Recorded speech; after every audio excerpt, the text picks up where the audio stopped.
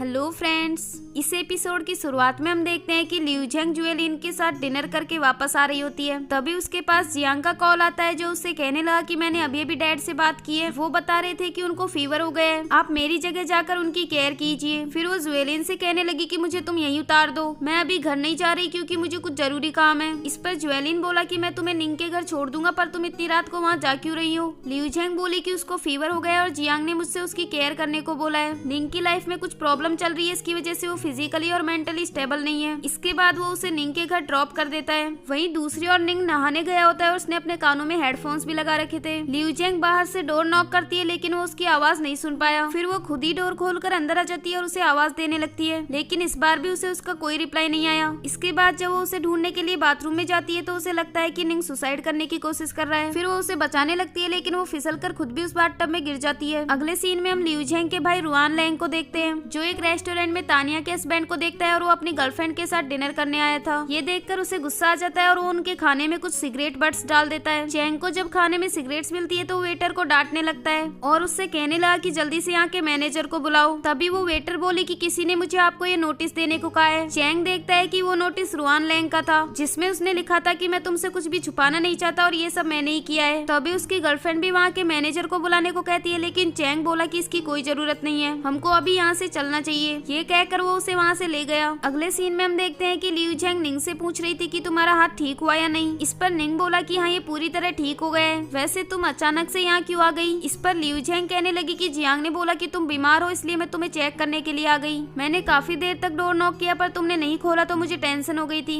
पर तुम तो बिल्कुल ठीक हो तो अब मैं जा रही हूँ। इस पर निंग बोला कि जियांग ने तुमसे मेरी केयर करने को कहा है, अगर तुम बिना केयर किए ही चली गई तो फिर जियांग को कैसे एक्सप्लेन करोगी। तभी लिू झेंग के पास जुएलिन का कॉल आता है जो उससे निंग की हेल्थ के बारे में पूछ रहा था। लिू झेंग उसे बताती है कि अब वो बिल्कुल ठीक है। फिर निंग उससे पूछने लगा कि तुम्हें जुएलिन ने कॉल क्यों किया था। इस पर लिू झेंग बताने लगी कि उसे तुम्हारी हेल्थ की फिक्र हो रही थी। निंग बोला कि उससे कहो कि उसे मेरी फिक्र करने की कोई जरूरत नहीं है, वैसे भी उसका नाम सुनते ही मेरे सर में दर्द हो गया। इस पर लिू झेंग कहने लगी कि वो बुरा आदमी नहीं है, फिर भी तुम हमेशा उसे गलत क्यों समझते हो। निंग बोला कि क्या तुम्हें सच में पता नहीं है कि मुझे उस पर गुस्सा क्यों आता है। मैं जब भी उसे तुम्हारे साथ देखता हूँ तो बहुत ज्वेलस फील करता हूँ। मैं ये एक्सेप्ट कर रहा हूँ कि मैं तुम्हें लाइक करता हूँ, पर क्या तुम में ये बात मानने की हिम्मत है कि तुम्हारे दिल में मेरे लिए अभी भी फीलिंग्स हैं। इस पर लिू झेंग कहने लगी कि मुझे इस बारे में पता नहीं है। तभी निंग बोला कि मेरे पास एक आइडिया है जिससे मैं तुम्हारी फीलिंग्स को टेस्ट कर सकता हूँ। ये कहकर वो उसे किस करने लगता है, लेकिन तभी लिू झेंग उसे पीछे धक्का दे देती है और उसके सर में चोट आ जाती है। लिू झेंग उसके पास जाकर कहने लगी कि आई एम सॉरी, मैं तुम्हें हर्ट नहीं करना चाहती थी, और तभी निंग उसे फिर से किस करने लग जाता है। अगले सीन में हम तानिया को देखते हैं जो हॉस्पिटल में नाइट शिफ्ट पर होती है और रुआन उसके लिए खाना लेकर आया था। वो उसे अपने हाथों से खाना खिला रहा होता है लेकिन तानिया बोली कि अगर हमें कोई देखेगा तो थोड़ा वियर्ड लगेगा। इस पर रुआन बोला कि अगर तुमने नहीं खाया तो मैं ये समझूंगा कि तुम मुझे लाइक करती हो। फिर तानिया उसके हाथ से खाना खा लेती है। इसके बाद रुआन उससे पूछने लगा कि तुम्हारे हस्बैंड कहाँ हैं। इस पर तानिया बोली कि वो एक बिजनेस ट्रिप पर गया है और इस बार मैंने उसके लिए फ्लाइट का टिकट बुक करवाया था। तभी रुआन कहने लगा कि मैंने अभी अभी उसे एक रेस्टोरेंट में देखा है, वो भी उसकी गर्लफ्रेंड के साथ। ये सुनकर तानिया बहुत ज्यादा सैड हो जाती है। इसके बाद नेक्स्ट मॉर्निंग का सीन दिखाया जाता है जहाँ निंग और लिू झेंग की जब नींद खुलती है तो वो देखते हैं कि वो हॉस्पिटल के लिए काफी लेट हो गए थे। फिर वो जल्दी से रेडी होकर हॉस्पिटल जा रहे होते हैं। तभी बाहर ही उनको निंग का कजन ब्रदर मिल जाता है और वो लिू झेंग से पूछने लगा कि तुम इतनी सुबह सुबह यहाँ क्या कर रही हो, क्या तुम दोनों लास्ट नाइट साथ में थे। तभी निंग कहने लगा कि ये मुझे कुछ डॉक्यूमेंट्स देने आई है। इस पर उसका भाई कहने लगा कि तुम्हारे हाथ में तो कुछ भी नहीं है, दिखाओ मुझे डॉक्यूमेंट्स कहाँ हैं। निंग बोला कि आप यहाँ हमें चेक करने आए या फिर मुझसे मिलने।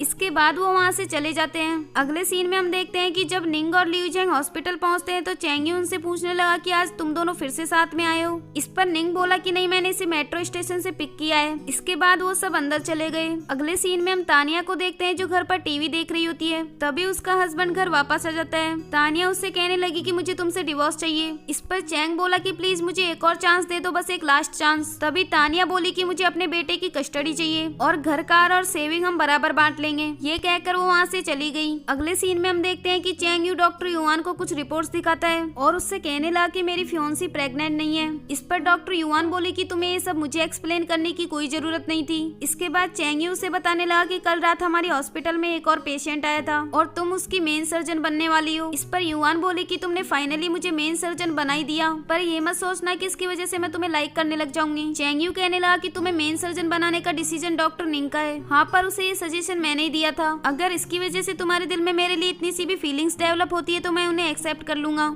इस पर डॉक्टर युआन बोले बोली कि बिल्कुल भी नहीं, तुम शायद कुछ ज्यादा ही एक्सपेक्ट कर रहे हो। अगले सीन में हम देखते हैं कि निंग और लिू जेंग दोनों साथ में घर वापस जा रहे होते हैं। तभी निंग उसके पास मैसेज करता है कि आज रात को तुम मेरे घर आ जाना। इस पर लिू जेंग बोली कि ठीक है, पर पहले मैं अपने घर जाकर चेंज करूंगी। निंग बोलता है कि ठीक है, मैं तुम्हें पिकअप करने के लिए आ जाऊंगा। अगले सीन में हम देखते हैं कि लिू जेंग निंग के घर जा रही होती है और वो अपनी मॉम को बताती है कि मैं अपने फ्रेंड्स के साथ बाहर जा रही हूँ। तभी उसकी मॉम कहने लगी कि हमने ज्वेलिन को डिनर के लिए इनवाइट किया है, तुम भी उससे मिलकर जाना। लेकिन लिू जेंग बोली कि नहीं, मैं लेट हो जाऊंगी। ये कहकर वो वहाँ से चली गई। बाहर ही उसे ज्वेलिन मिल जाता है और वो उससे कहने लगी कि मैं कहीं बाहर जा रही हूँ, मेरे पेरेंट्स डिनर के लिए तुम्हारा वेट कर रहे हैं। ये कहकर वो निंग की कार में जाकर बैठ जाती है और निंग भी उसे ज्वेलस करने के लिए उसे अंदर जाने का इशारा करता है। अगले सीन में हम देखते हैं कि वो दोनों साथ में डिनर कर रहे होते हैं। तभी निंग उससे कहने लगा कि तुम मेरे लिए एक गाना गाओ। इस पर लिू जेंग बोली कि मेरी फिंगर में चोट लगी है, मैं नहीं गा सकती। निंग बोला कि तुम अपनी फिंगर को माइक की तरह यूज करो। इसके बाद वो दोनों साथ में गाना गाने लगते हैं। अगले सीन में हम देखते हैं कि वो दोनों मूवी देख रहे होते हैं। तभी लिू जेंग के पास तानिया का कॉल आता है, जो उसे बताने लगी कि हाईवे पर काफी सारे व्हीकल्स का एक्सीडेंट हो गया है, तो तुम जल्दी से हॉस्पिटल आ जाओ। मैंने निंग के पास भी कॉल किया था, पर उसने कॉल उठाया ही नहीं।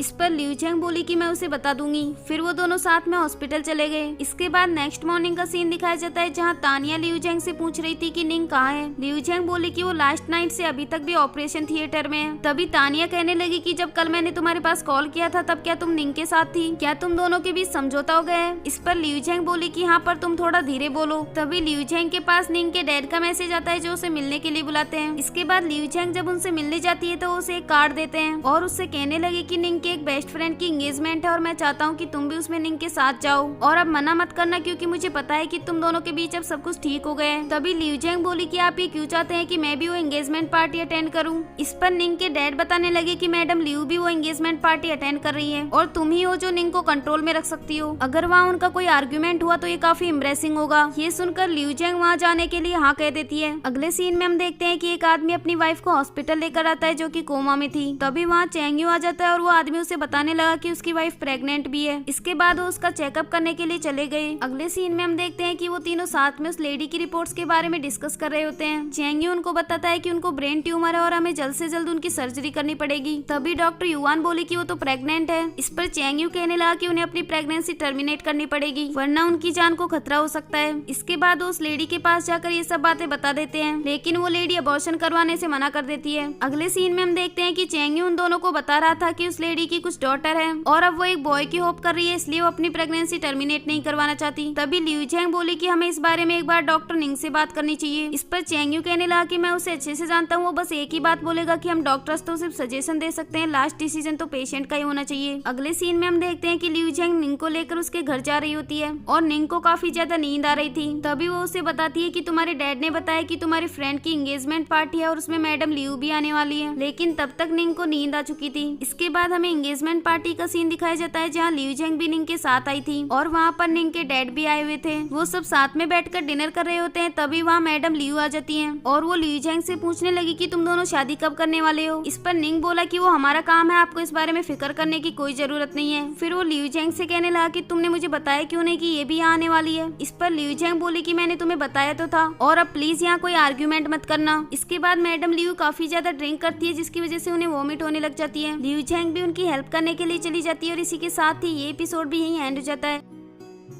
Don't forget to like, subscribe and share the videos.